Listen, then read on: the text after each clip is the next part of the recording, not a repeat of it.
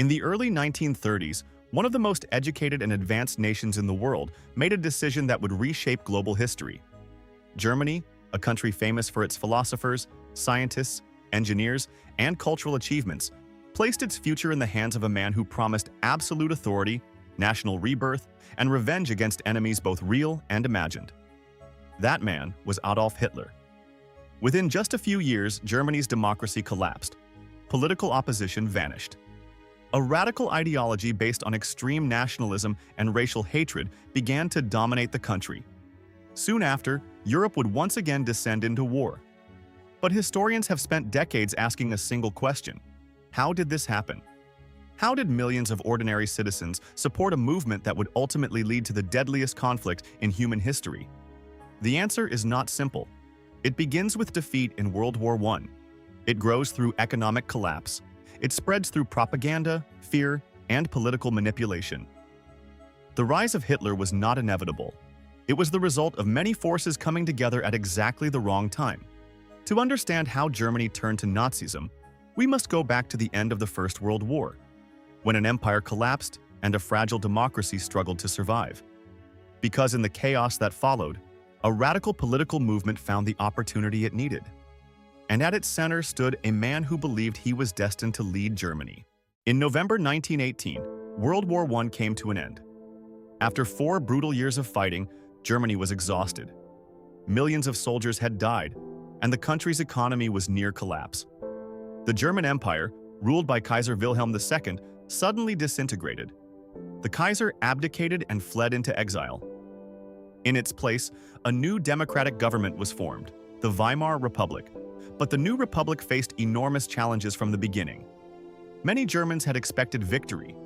Instead, they faced defeat, political chaos, and economic hardship. Returning soldiers struggled to reintegrate into civilian life. Food shortages continued across the country. Inflation began rising rapidly. The government was forced to manage a nation deeply divided between competing political ideologies. On the left were communist revolutionaries inspired by the Russian Revolution. On the right were nationalist groups who rejected democracy entirely. Violence between these factions became common. Many Germans began to see democracy as weak and ineffective. The fragile Weimar Republic was trying to build a democratic system in a country that had very little democratic tradition. And soon, an international agreement would make the situation even worse. In 1919, Germany was forced to sign the Treaty of Versailles. The treaty placed full responsibility for the war on Germany and its allies. This clause alone created enormous resentment. But the punishments went even further. Germany lost several territories in Europe. Its military was drastically reduced. It was forbidden from maintaining a large army or air force. Perhaps most controversial of all were the reparations payments. Germany was required to pay massive financial compensation to the Allied powers for damages caused during the war. To many Germans, the treaty was humiliating and unjust. People began calling it a dictated peace. Extremist politicians began spreading a dangerous narrative. They claimed Germany had not truly been defeated militarily. Instead, they argued that the country had been betrayed by politicians and internal enemies. This idea became known as the stab-in-the-back myth. It would become a powerful tool for nationalist movements, and one of those movements would soon be led by Adolf Hitler. Adolf Hitler was born in Austria in 1889. His early life gave little indication that he would one day become one of the most powerful figures in Europe.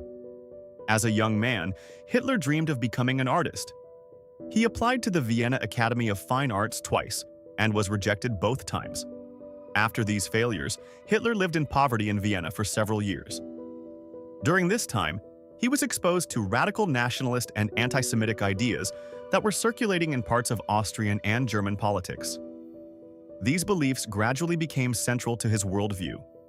In 1913, Hitler moved to Germany. The following year, World War I began. He eagerly joined the German army and served as a soldier on the Western Front. The war gave Hitler a sense of belonging and purpose. When Germany surrendered in 1918, he felt deeply shocked and humiliated. Like many others, he believed the country had been betrayed by politicians. After the war ended, Hitler struggled to find direction. Eventually, he turned to politics, and this decision would change history. After the war, Germany was filled with new political movements. In 1919, Hitler joined a small organization called the German Workers' Party. At first, the party had very little influence, but Hitler quickly stood out. He possessed an extraordinary ability to speak in public. His speeches were emotional, dramatic, and filled with anger. He blamed Germany's problems on the Treaty of Versailles, weak politicians, communists, and Jews. These ideas resonated with audiences who felt humiliated and frustrated.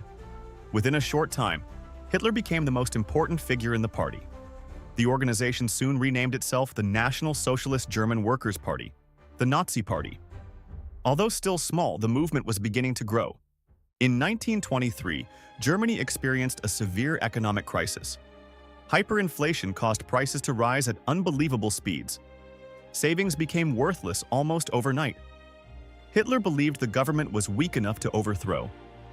Inspired by political events in Italy, he attempted a coup in Munich. This event became known as the Beer Hall Putsch. The attempt failed quickly. Police forces confronted the rebels, and Hitler was arrested. Many people believed his political career was finished, but the trial gave him national attention. Instead of disappearing, Hitler became widely known across Germany. While in prison, Hitler wrote a book titled Mein Kampf, meaning My Struggle. In it, he outlined his political ideology. The book described his beliefs about nationalism, race, and Germany's future. It also argued that Germany needed territorial expansion and strong leadership.